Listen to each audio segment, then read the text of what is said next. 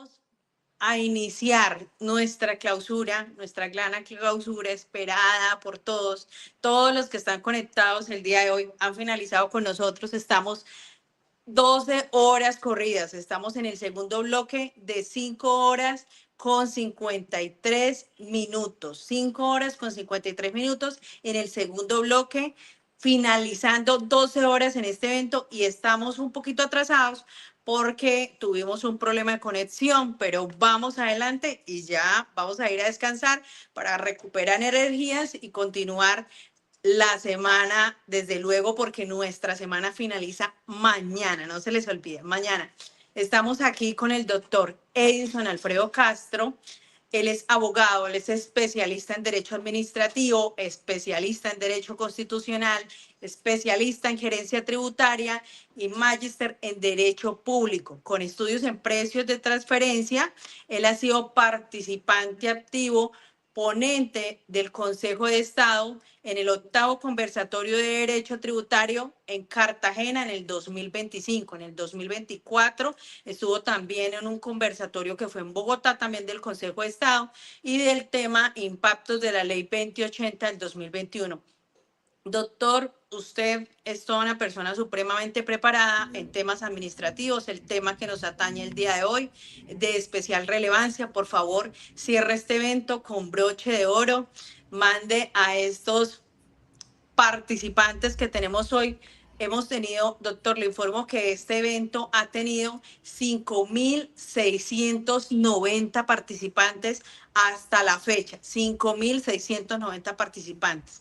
5.690 participantes han escuchado sus palabras y van a escuchar sus palabras y las de todos los ponentes de esta sala. Agradecemos por todas las ponencias, han sido 12 ponencias maravillosas y con esta ponencia cerramos. No le quito más tiempo, Doc, la sala es toda suya, por favor. Gracias, Margie, gracias al doctor Juan Fernando por tan grandiosa explicación en su panel anterior. Ante todo, gracias a nuestro creador, a los organizadores de este evento, esta maratón 24 horas de conocimiento. Gracias a quienes aún siguen esta maratón. No es fácil estar ante todo este conocimiento contable que durante esta jornada ya se ha expuesto y con tan calificada audiencia. Bueno,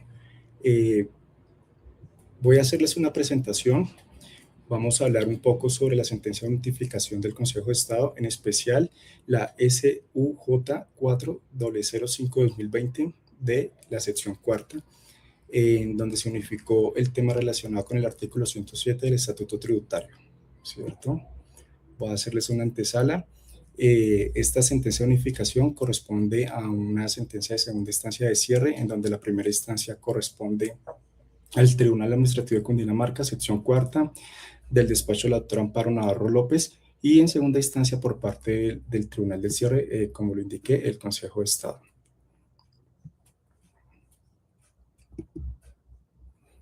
Los antecedentes sobre la sentencia que voy a hablar, ¿cierto? La importancia de esta sentencia, pues no solamente está aplicada para personas jurídicas, también está aplicada para personas naturales, ¿cierto?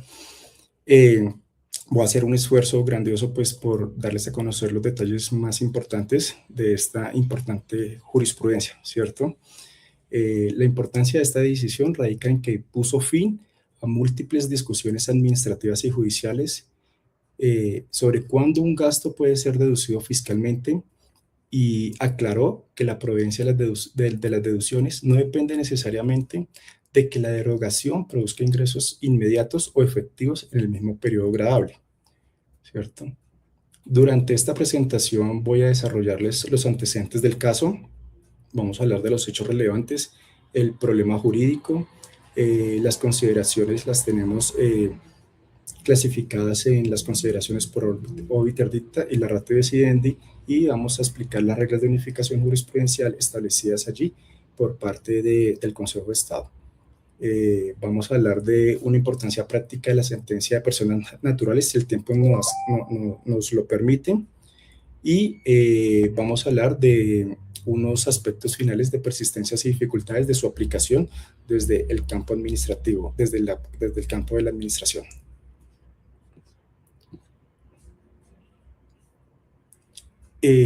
Los hechos del caso se relacionan a que Cemes S.A. Colombia, para el año agradable del 2009, durante dicho periodo, la compañía realizó una importante operación empresarial consistente en adquirir el 100% de una sociedad ubicada en Costa Rica, dedicada indirectamente al sector cementero. Para financiar esa adquisición, Cemes Colombia S.A. contrató un préstamo internacional aproximadamente por $850 millones. Como consecuencia de esta operación, la empresa registró contablemente un crédito mercantil o goodwill y además asumió intereses derivados del préstamo obtenido. Posteriormente, en su declaración tributaria, dedujo la amortización del crédito mercantil y dedujo los intereses derivados del préstamo. La DIAN, dentro de su proceso de fiscalización, rechazó ambas deducciones mediante la LOR del año 2011, indicando que no existía relación de causalidad con la actividad productora de renta, que no se acreditaba la necesidad de las expensas y que la inversión no había generado dividendos grabados durante el periodo fiscal. Adicionalmente, impuso la sanción por inexactitud. Esta liquidación oficial de revisión, posteriormente de haberse ejercido el recurso administrativo, el recurso de reconsideración, fue confirmada por parte de la Administración Tributaria. Dentro de los hechos relevantes del caso concreto, comprenden como tales que Cemes desarrolla una actividad relacionada con la producción, distribución, comercialización de cemento y materiales de construcción. Su objeto social también permitía invertir en otras empresas vinculadas con su actividad económica o que contribuyeran a la expansión de sus negocios. Esta sociedad Cemes Colombia S.A. adquirió el 100% de esta compañía extranjera, la cual tiene su objeto social en el mismo sector económico que está registrado acá en Colombia. Esta adquisición generó un crédito mercantil por parte de Cemes Colombia S.A. superior a 1.4 billones de pesos. La inversión fue financiada mediante un crédito externo, generando intereses por más de 132 mil millones de pesos. Durante el año agradable 2009 no se percibieron dividendos grabados derivados de esta inversión. Voy a ir pasando acá los antecedentes. Precisamente fue este último hecho lo que llevó a la DIAN a generar su fiscalización y a sostener que no existía una relación suficiente entre el gasto y la generación de renta gravable, ¿cierto? Como problema jurídico detallado por parte del Consejo de Estado, dentro de esta sentencia de notificación, se estableció como problema jurídico principal fue determinar el alcance de los requisitos de causalidad, necesidad y proporcionalidad establecidos en el artículo 107 del Estatuto Tributario para la procedencia de las deducciones en el impuesto sobre la renta. Como problemas específicos directos a este problema jurídico principal, se generó la hipótesis de si es procedente la deducción por amortización de crédito mercantil originado en la adquisición de acciones. Si la procedencia de dicha deducción depende de que la inversión produzca dividendos grabados durante el mismo periodo fiscal. Si los intereses pagados para financiar la adquisición de las acciones son deducibles y si la relación de causalidad del artículo 107 exige la generación efectiva de ingresos grabados. Como consideraciones que soportan la regla jurídica, la ratio decidendi, el Consejo de Estado pues, estudió el principio de capacidad contributiva, la naturaleza económica de la actividad empresarial, estableció la diferencia entre objeto social y actividad productora de renta y habló del concepto moderno de necesidad. A desarrollar en esta exposición, pues como principio de capacidad contributiva, la sala recordó que el impuesto sobre la renta busca gravar la verdadera capacidad económica del contribuyente y no simplemente sus ingresos brutos. Dentro de la realidad económica de la actividad empresarial, la sentencia reconoce que toda empresa incurre en gastos para crear valor, expandirse, mantener su competitividad y proteger sus fuentes de ingresos futuras. Por ello, dijo que exigir una rentabilidad inmediata de cada gasto resulta contrario a la realidad empresarial. Dentro de la diferencia entre el objeto social y la actividad productora de renta, la sala explicó que no puede confundirse el objeto social formal con la actividad económica desarrollada efectivamente por la empresa. Por ello, la procedencia de una deducción no puede depender exclusivamente de una lectura literal del objeto social. Asimismo, pues desarrolló el concepto moderno de necesidad e indicó que una expensa puede ser necesaria sin ser indispensable. La necesidad debe analizarse dentro de criterios de mercado, de competitividad y gestión empresarial razonable. Dentro de las consideraciones como ratio de que eran las bases y el sustentos para las reglas de unificación, tenemos que la relación de causalidad del artículo 107 del Estatuto Tributario no exige correspondencia directa entre gasto e ingreso, ¿cierto? La sala indicó que la causalidad no debe examinarse bajo una lógica de gasto-ingreso, sino que debe analizarse bajo una lógica de gasto-actividad. Es decir, lo importante es determinar si el gasto se encuentra vinculado al desarrollo de la actividad productora de renta. Como segunda regla, se habló de la obtención efectiva de ingresos o utilidades grabadas, se habló de la obtención efectiva de ingresos o utilidades grabadas no constituye requisito para acreditar la causalidad o necesidad de una deducción.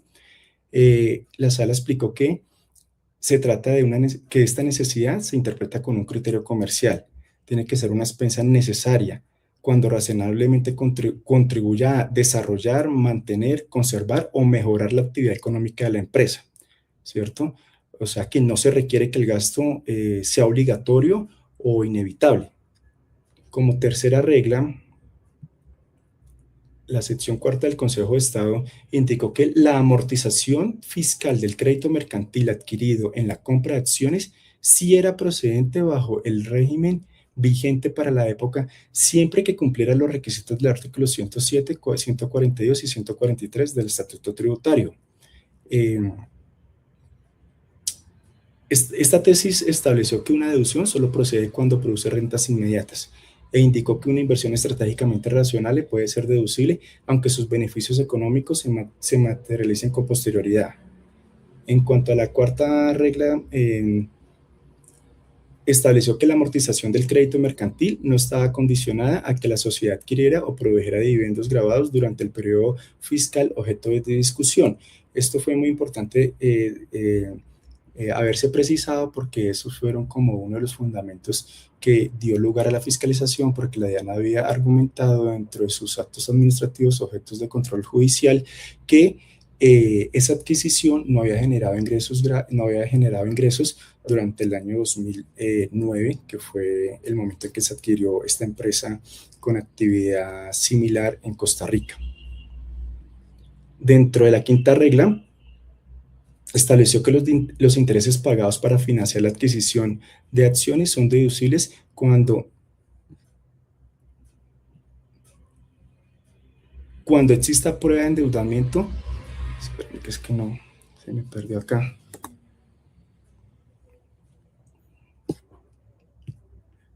Permítame que se me perdió la quinta regla.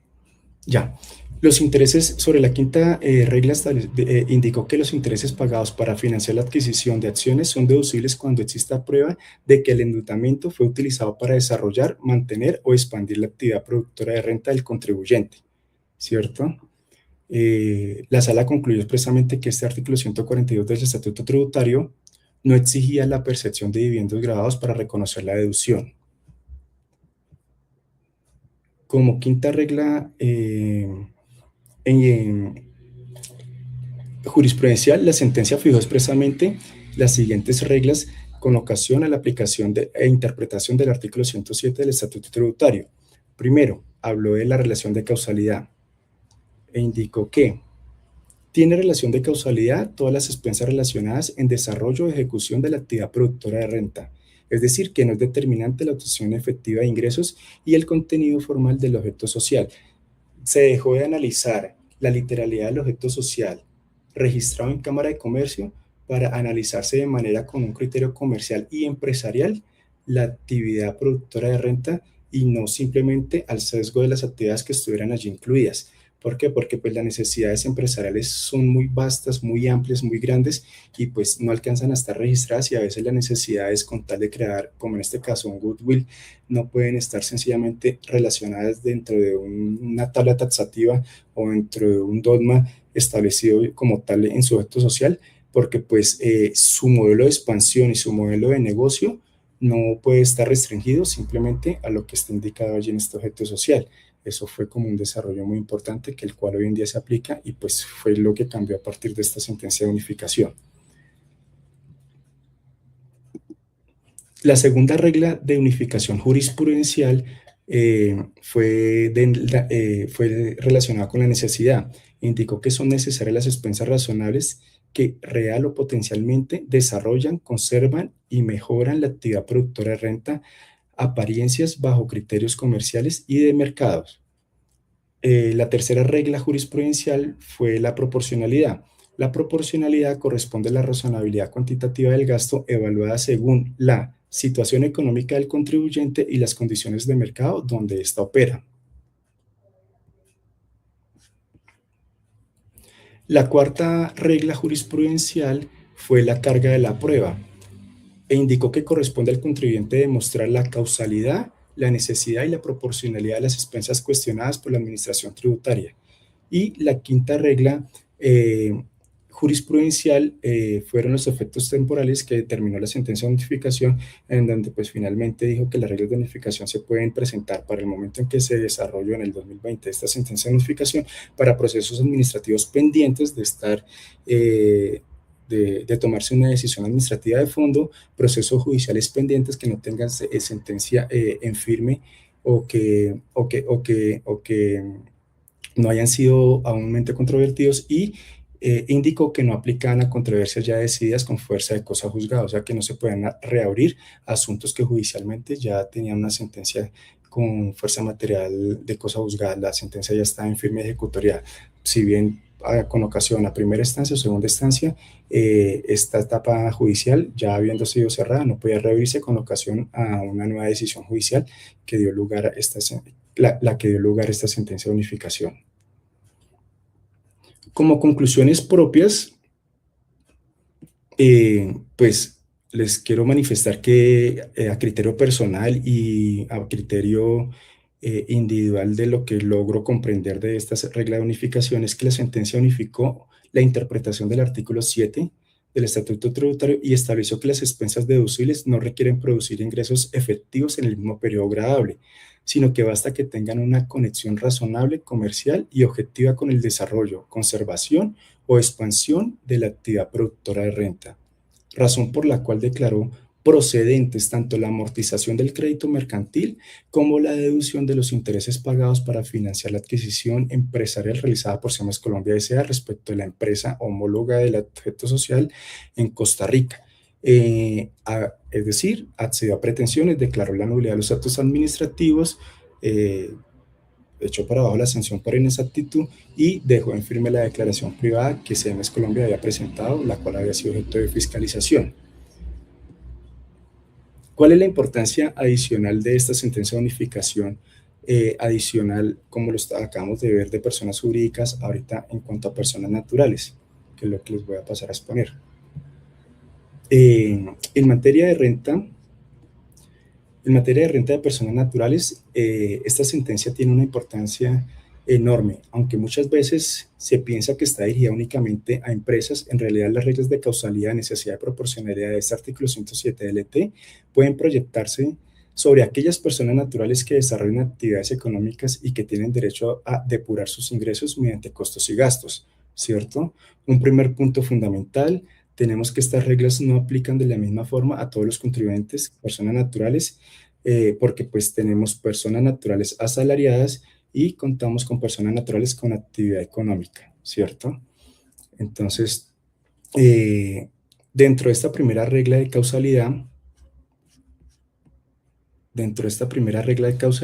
la sentencia estableció que cuando las expensas se realizan en desarrollo y ejecución de la actividad productora de renta,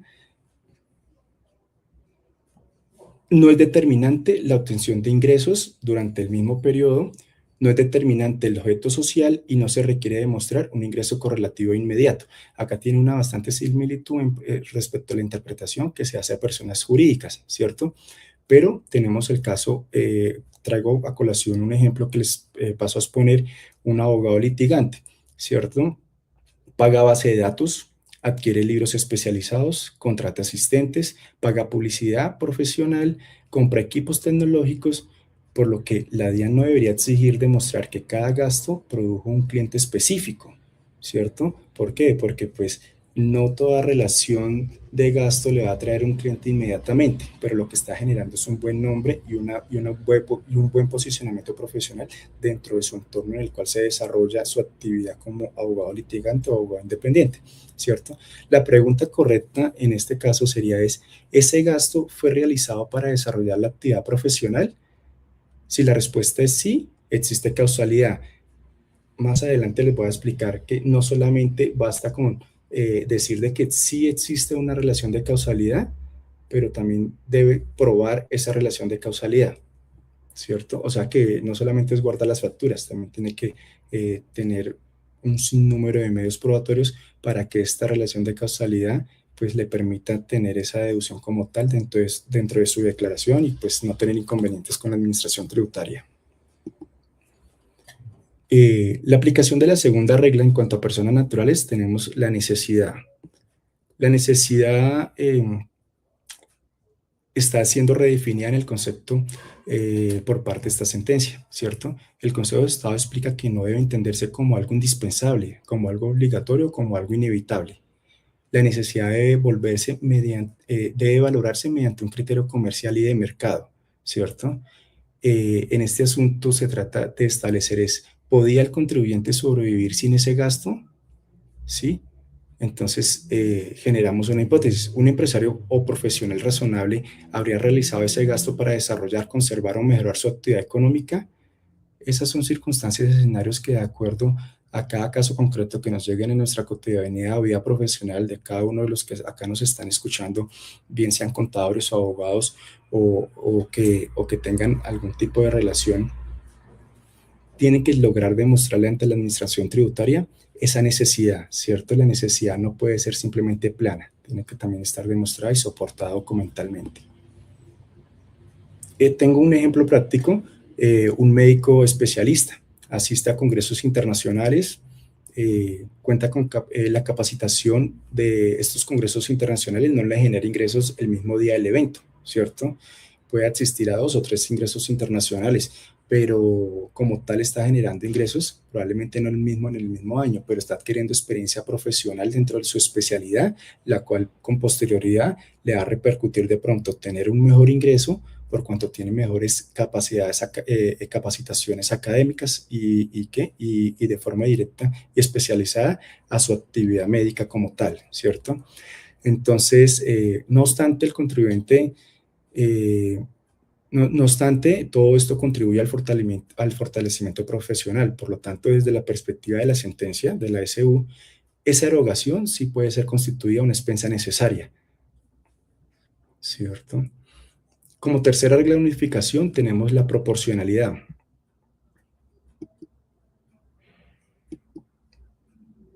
La proporcionalidad. La sentencia indicó que la proporcionalidad debe examinarse bajo criterios comerciales y mediante fórmulas rígidas, ¿cierto? Acá también tiene un poco de similitud en cuanto al análisis de personas jurídicas, pero acá en cuanto a personas naturales, voy a exponerles este ejemplo.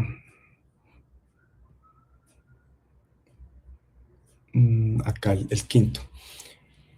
Un abogado, pues hablando de abogados tributaristas que de pronto nos estén escuchando el día de hoy, ¿cierto? Factura 800 millones de pesos, invierte 30 millones en formación internacional, probablemente la proporción resulte razonablemente considerando que el nivel de ingresos o la especialización requerida o las prácticas del sector, lo relevante sería demostrarlo, ¿cierto? No solamente basta ¿con qué? Con generar el ingreso, tener la causalidad, tener la necesidad, pero también tiene que ser proporcional, ¿cierto? Si de pronto desborda la regla de la proporcionalidad, tiene que demostrar de que, pues, en efecto, era necesario ese tope o ese quantum, ese valor que se había invertido, el cual se está llevando a gasto como tal dentro de su declaración rentista formulada ante la administración.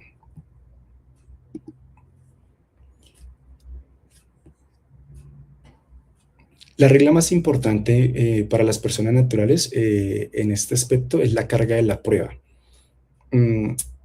Pues probatoriamente en cuanto a la carga de la prueba para personas naturales sí exige un poco más y a mi juicio la cuarta regla de unificación es la más trascendente. La sentencia estableció que el contribuyente debe mostrar circunstancias de mercado, razonabilidad económica, relación con la actividad, necesidad con la actividad y proporcionalidad en cuanto a la inversión que se ha hecho y se está llevando al gasto.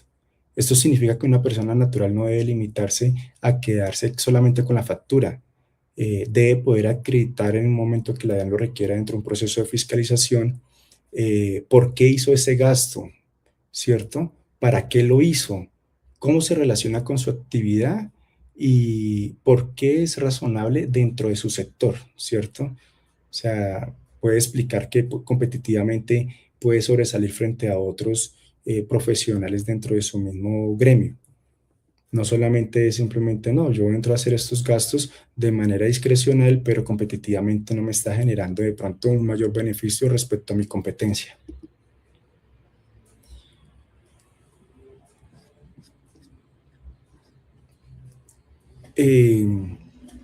Tenemos un impacto específico para profesionales independientes, ¿cierto? La sentencia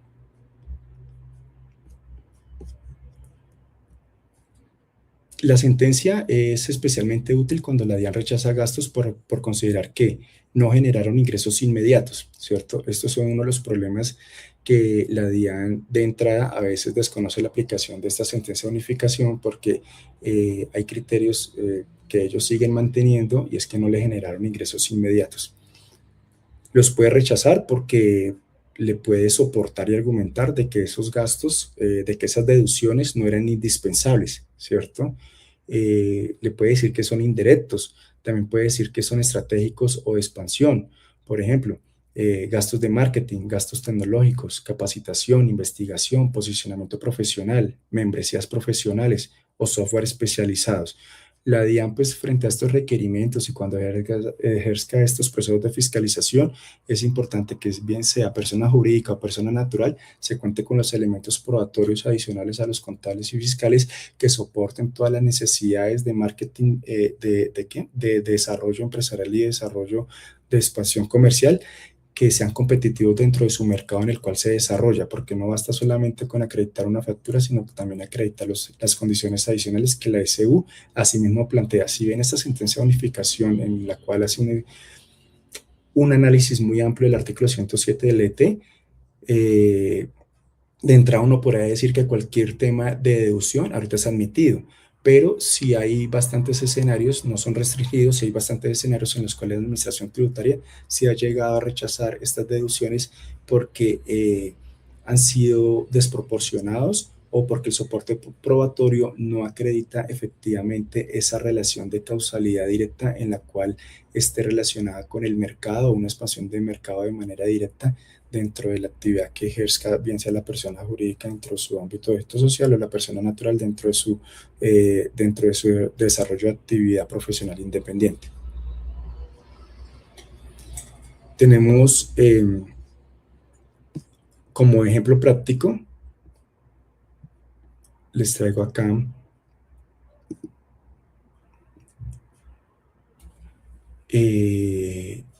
un abogado litigante, ¿cierto? Un abogado litigante tiene deducciones, ejerce gastos en suscripciones a Legis, a otras webs legal como Tiran, Billets o Multilegis. Los registros académicos que contenga su personal, no solamente el titular de la empresa, sino de pronto también su titular, porque pues pueden subsidiarle estos beneficios académicos a las personas que son asociadas o pertenecen a su firma de abogados. entonces tiene que contar con estos diplomas, estas especializaciones, tiene que contar debidamente con todas estas acreditaciones y con este soporte y con todo este soporte probatorio, las asistencias a congresos jurídicos, los diseños y mantenimientos que se realicen dentro de las páginas web, ¿cierto? Que sostenga la firma que esté siendo de pronto en este momento vigilada, fiscalizada por parte de la Administración Tributaria, ¿cierto? La publicidad profesional que desarrolle, los software jurídicos que establezcan. Ahorita pues muchas firmas de abogados cuentan con software de inteligencia artificial para hacer revisión de procesos judiciales, porque pues ya prácticamente las personas no se acercan a las ventanillas de los estrados judiciales a revisar estados, revisar edictos, sino simplemente ya se hace todo a través de todos los canales digitales que se han establecido por parte del Consejo Superior de la Judicatura. Entonces, a veces no es fácil estar entrando radicado por radicado, sino que a través de un software de inteligencia artificial pueden encontrar una herramienta muy amable para poder tener al día la revisión de sus procesos. Esos software pues generan un costo grandísimo de inversión para cada una de estas firmas. Los equipos de cómputo, ¿cierto? Usados en la actividad, las oficinas o coworking, los servicios de apoyo profesional y las publicaciones académicas destinadas al fortalecimiento de la actividad profesional de quienes pertenecen a esta firma, ¿cierto? La clave estaría es en demostrar documentalmente, como les he reiterado en esta parte de personas naturales, que estas erogaciones tienen una finalidad económica razonable, ¿cierto? Hago mucho énfasis y sí reitero esta parte. ¿Por qué? Porque es que se pierden esos soportes probatorios. ¿Por qué? Porque tiene que demostrar que contribuyan al desarrollo, a la conservación y mejoramiento de la actividad generadora de la renta. Muchas veces, pues sabemos que la DIAN, pues dentro del proceso de fiscalización, si no se trata un omiso, tiene hasta 3 años y pues guarde documentalmente esos 3 años. Adicionalmente, si toca judicializar esos actos administrativos, el tiempo adicional que se demora en la asistencia judicial, bien sea ante juzgado o tribunal, son soportes probatorios que debemos mantener y hoy en día, pues con los medios tecnológicos y las herramientas digitales en OneDrive o en la nube, ¿cierto? Es importante tenerlos. ¿Por qué? Porque probatoriamente son los que nos van a servir para de pronto sostener esas deducciones que en nuestras declaraciones privadas hemos registrado y que no vayan a ser desconocidas por la DIAN y no vayan a ser rechazadas de pronto en vía judicial.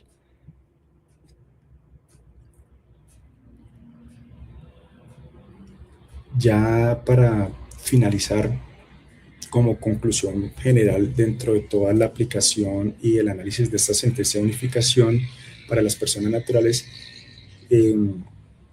es que se desplaza el debate desde la pregunta ¿qué ingreso produjo ese gasto? Hacia una pregunta mucho más amplia económica. ¿Esto es una expensa razonable para desarrollar, conservar y mejorar mi actividad que genera renta? Esa pregunta, esa hipótesis es la que se debe conservar y analizar y desarrollar al momento de generar ese tipo de gasto para después ser llevado como deducción. Esa visión resulta especialmente favorable para profesionales independientes, consultores, comerciantes y demás personas naturales que desarrollan actividades económicas y cuya generación de ingresos depende de inversiones permanentes en conocimiento, posicionamiento, infraestructura y crecimiento profesional, ¿cierto?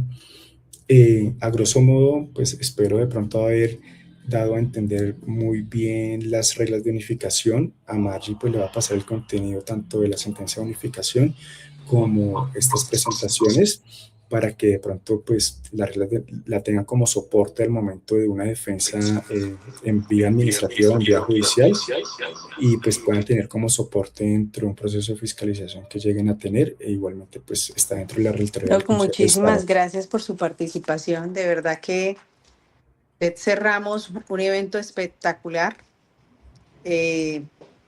No tengo palabras para decirle mi agradecimiento frente a esta exposición que fue bastante generosa. Doctor Enzo, muchísimas gracias. Quisiera Gracias, saber Margie, por la si invitación. de su tiempo podemos abusar un poco para decirle algunas preguntas de YouTube. Sí, señora. Sí, perfecto, Doc. Bueno, entonces, voy con una de las tantas preguntas. Una de las tantas preguntas.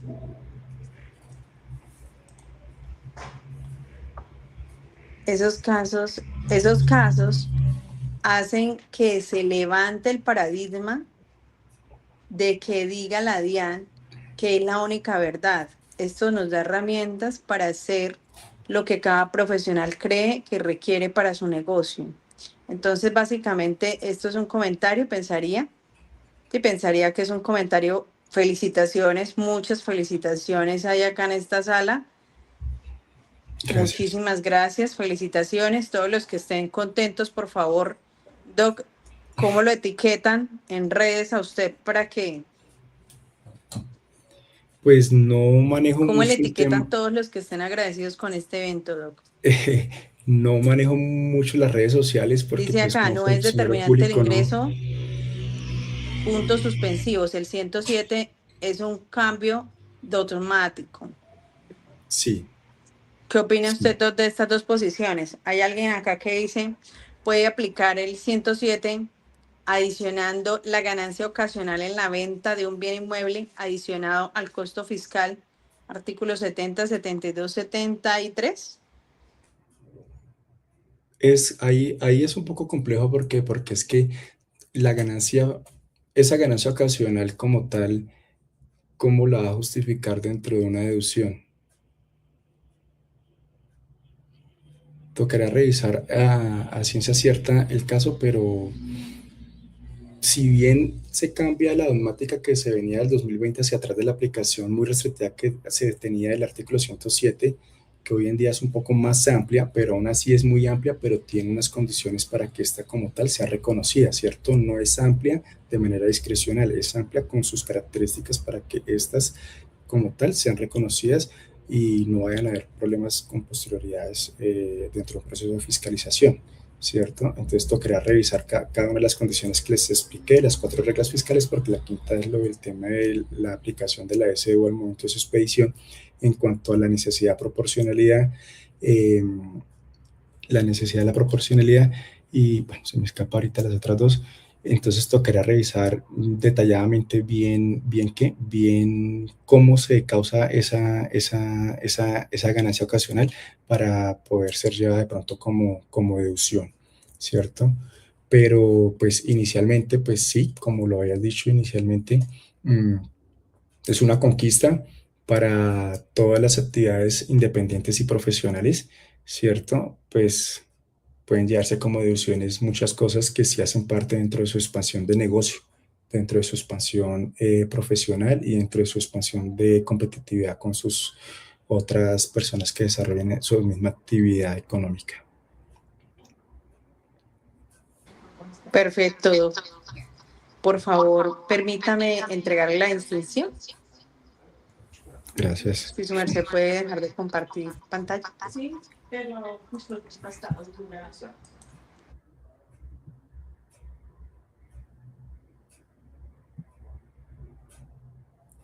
Eh,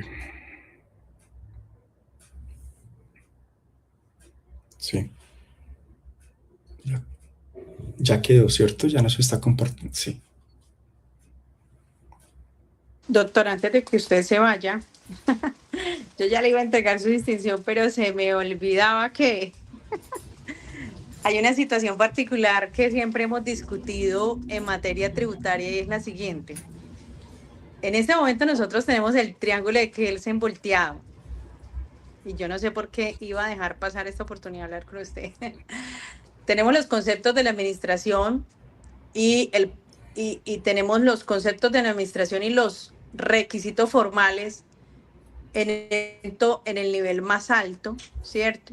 Porque tenemos documento soporte obligatorio en gastos. Entonces usted puede tener un gasto con todos los requisitos menos el documento soporte. Puede tener un gasto con todas las formalidades correctas menos quizás la bancarización, pero usted mostrar una realidad económica completa. Pero usted sabe que como afecta el sistema, vean ustedes, estábamos en una capacitación y no había internet en Valledupar. En algunos sectores de Colombia no hay bancarización y simplemente la bancarización no pega, decía un director de la administración. Ajá, allá no pega la factura, decía él. Entonces, ¿cuál es la situación que nosotros tenemos? que hay costos y gastos reales al interior de las empresas, pero los requisitos formales impiden la deducción. Segunda situación, los conceptos a veces priman más, y digo entre comillas, pero a veces priman más que incluso la misma ley. ¿Por qué? Porque el funcionario tiene que sujetarse al concepto emitido por la administración. En este momento tenemos un concepto bien raro, y es que, vea usted, que la retención en la fuente, en las entidades del 462-1, la retención se está dando por el 100%, así lo dijo la DIAN en un concepto. Y yo digo, venga, señores, efectivamente el decreto reglamentario dice por allá que la retención es sobre el valor total de la base, pero el parágrafo del 462-1 emitido por la ley 1819 dice, que es ley posterior, dice que la base será la IU. Y el concepto, como dice así, entonces todo el mundo está causando la retención por protegerse, ¿sí? Por cumplimiento tributario basados en el concepto. Entonces los conceptos hoy en día, no, que es requisito la retención en la fuente para efecto de costos y gastos. Por ejemplo, el concepto lo dice, es requisito la retención en la fuente para efecto de costos y gastos. Supongamos, para efecto del artículo 108, decía que el único requisito era que nosotros acreditáramos haber solicitado la seguridad social, por ejemplo, para prestadores. Bueno, hay situaciones particulares en las cuales nosotros vemos que el concepto está tomando más relevancia que la misma ley. Y vuelvo y reitero, ¿qué hacemos con los requisitos formales que nos están generando un gran impacto en los costos y gastos? ¿Cree usted que nosotros nos podemos investir, proteger por esta sentencia de unificación? ¿O cree usted que aunque exista esa sentencia de unificación, los requisitos formales, mientras sean parte de la ley y hagan parte del bloque normativo, vamos a tener que cumplirlos en estricto sentido y vamos a discutir en el contencioso y vamos a perder? Dígame usted que esa bola de cristal que le dice que si a futuro nosotros vamos con una discusión al Consejo de Estado, incumpliendo requisitos formales, pero demostrando que hay toda la realidad económica, pero, hombre, no bancaricé toda la plata, hombre, no presenté, no generé el documento por soporte, o no transmití la nómina electrónica. Cuénteme usted qué nos puede suceder según la expectativa basados en la sentencia de unificación. Bueno, Desde luego, nada que lo comprometa a usted, porque aquí estamos en un evento plenamente académico. Bueno, como tú lo dices, creo que el segundo escenario que has planteado es de pronto el que más se acerca a nuestra realidad jurídica, ¿cierto? La 107, esta sentencia de unificación en cuanto al análisis amplio del artículo 107 del ET, como les he dicho, tiene unas condiciones que aún así deben acreditarse, ¿cierto? Simplemente no nos limitó al objeto social, pero nos dio un amplio margen de maniobrabilidad, que el cual podemos presentar y solicitar en su reconocimiento como deducibilidad, pero necesitamos la aplicación de todas estas reglas formales que están definidas en el Estatuto Tributario. En cuanto a todos estos conceptos que proyecta la DIAN, lo hace bajo pues, de su competencia tributaria al análisis dogmático que le hace a cada una de sus normas de acuerdo a sus solicitudes que le eleven los contribuyentes, ¿cierto? Porque pues estos conceptos también salen con ocasión a solicitudes de particulares de cómo interpreta o cómo analizamos o cómo aplicamos tal regla o tal disposición normativa, ¿cierto? Pero yo considero que jurídicamente la administración no puede de pronto ser muy flexible, porque pues ellos están ligados como tal al imperio de la norma, en este caso el Estatuto Tributario, y defienden mucho el concepto que ellos estén aplicando, ¿cierto? Pero el concepto se puede demandar, ¿cierto?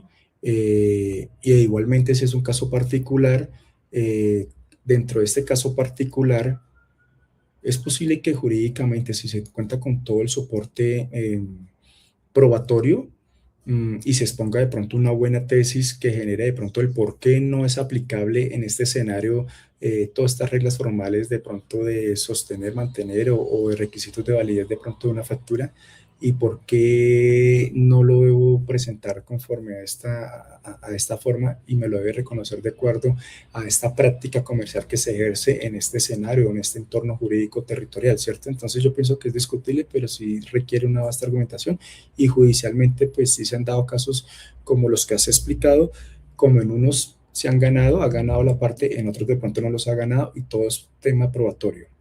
Por eso hice mucho énfasis en el tema probatorio, porque es muy importante. ¿Por qué? Porque de pronto hay lugares donde la práctica comercial es muy diferente a la exigencia formal que exige la norma tributaria. Entonces, de pronto, el segundo escenario sí es importante, pero judicialmente, si se tienen buenas pruebas y buenos argumentos, es posible que al contribuyente le vaya muy bien.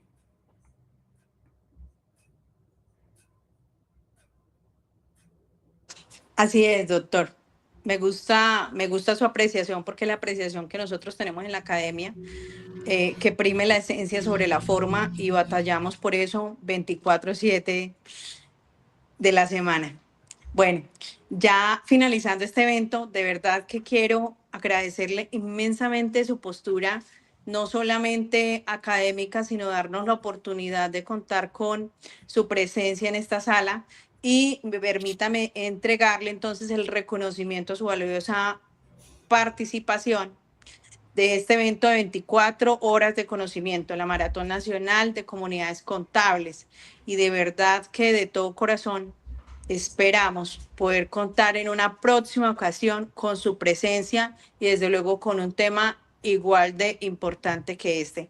Muchísimas gracias por participar y por favor cierre usted este evento con unas palabras suyas porque es el anfitrión de esta clausura. Gracias, Margie. Y bueno, mucha responsabilidad con estas palabras.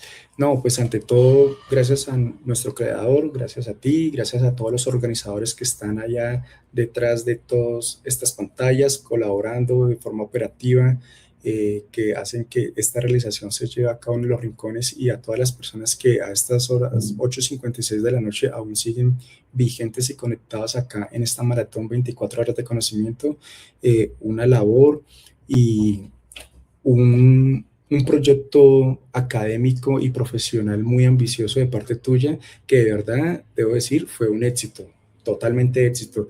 Como dijiste, más de 5.000 personas en la mañana conectadas en vivo, casi 2.000 personas, y a estas horas de la noche todavía se siguen viendo bastante cantidad de personas conectadas. Esto es un triunfo para todos ustedes como equipo. Gracias por la invitación, gracias a todos los Tenemos que se dieron. 10.000 vistas, acaba de decirme mi colega Paola. Margie, tenemos 10.000 vistas. No, esto es muy importante y de verdad felicidades. Estos son espacios académicos que deben seguirse puliendo y nutriendo día a día y traer nuevas experiencias académicas, nuevos profesionales que integren y formen este grupo de la onda tributaria, ¿cierto? Y decir de que sí se puede realizar eventos académicos a través de estos canales vía streaming, ¿cierto? Los presenciales también son muy, muy importantes, pero este vía streaming fue un éxito y gracias por la invitación. Muy amable. Doctor, muchísimas gracias por estar con nosotros, de verdad que le agradecemos enormemente. Con usted ya cerramos nuestra sala del día de hoy. Por favor, el día de mañana no se les olvide que para el bloque 3 existe un link y para el bloque 4 existe otro link. Un abrazo para todos. Recuerden que será 8 de la mañana a 2 de la tarde, la misma dinámica, 2 de la tarde el cuarto link, hasta las 8 de la noche y si se nos da la 9, bueno, ya no sé. Un abrazo para todos, un abrazo muy grande, de verdad, de corazón. Que les vaya súper bien, que descansen.